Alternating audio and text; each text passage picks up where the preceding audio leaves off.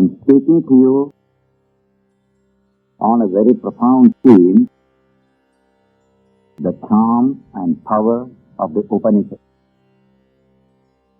The Upanishad represents that class of literature which has the closest communion of minds and hearts between the speaker and the listener. Such communion of minds comes in what we call the art, music. And the Upanishads are high music. That is why they have charmed the hearts of people for a few thousand years. But the Upanishads are not only music. There is something else.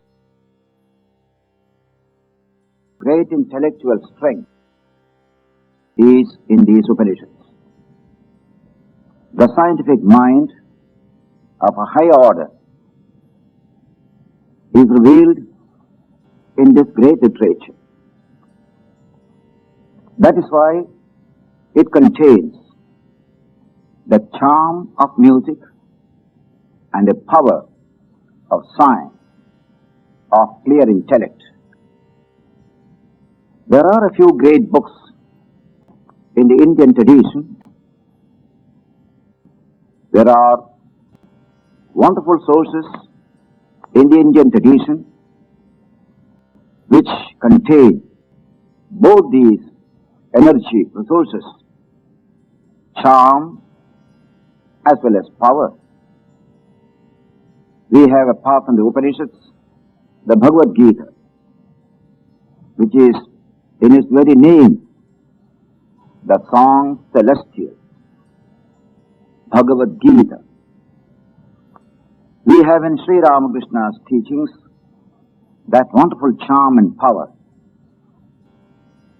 Sri Ramakrishna Kathamrita, nectarine words, sweet to the ear, sweet to the heart, sweet to the mind, Shravana Mangalam, as it is expressed. And Swami Vivekananda's books are presented by the great French biographer of Ramakrishna and Vivekananda, Monsieur Roland, as his words are great music, phrases in the style of Beethoven, stirring rhythms like the march of Handel choruses. Similarly, the Srimad Bhagavatam is another great literature which combines the charm of music, the profound strength of lived philosophy. The Upanishad, in its very name, contains this idea of communion of minds. The word means wisdom communicated by a teacher to the students sitting close by, namely the most intimate teacher-student communion. This great literature has come down to us undimmed in vigor, in glory and relevance, in spite of 4,000 years of development. It is amazing that a literature can have that immortality, but that is the truth about it. And the fascination of the Upanishads to the modern mind lies precisely in this field. How is it that it has inspired great thinkers, great poets, philosophers and mystics all these thousands of years? And how is it it is still inspiring an ever-widening circle of the same class of people in the contemporary world? It is a fact that the Upanishads have a great charm to great thinking minds in the modern age, an age which is dominated by the great discoveries in physical science, and its offshoot, modern technology. Therefore, a few minutes spent in the study of this great immortal literature is going to be a rewarding experience. The Upanishads are the product of a great intellectual and spiritual ferment that swept over some parts of northern India nearly 4,000 years ago. The type of people that participated in this ferment belonged to a cross-section of the Indian humanity of the time. There were great intellectuals, great thinkers like Yajnavalkya, like Janaka. There were great women like Gargi, like Maitreyi. There were kings, quite a number of them, participating in this quest.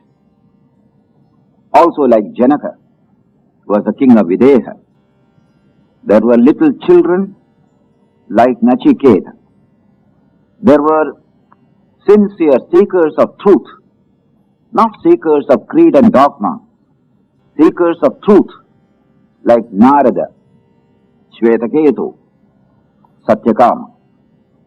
These various features invest the Upanishads with an enduring charm. And this charm is heightened when we realize that what they were seeking after is truth. Truth in the world around us. Truth in human experience itself. And they pursued truth with a single-minded devotion rare in the history of philosophical thought. That is why the modern mind, so disciplined in the pursuit of truth in physical science, finds a great kinship with the great seekers and discoverers in the Upanishads. The Upanishads were moved by a passion for truth. They were also moved by a second passion as a corollary, namely the happiness, the welfare, and the fulfillment of man. Not man as cut up into creeds and dogmas and sects and races, but just man as such.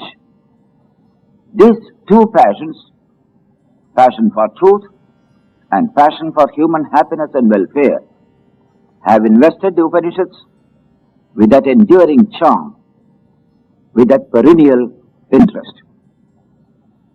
We have in these Upanishads an exploration into the world of experience. First, the world of sensate experience. Second, in the world that lies above the sensate level. But one thing strikes us.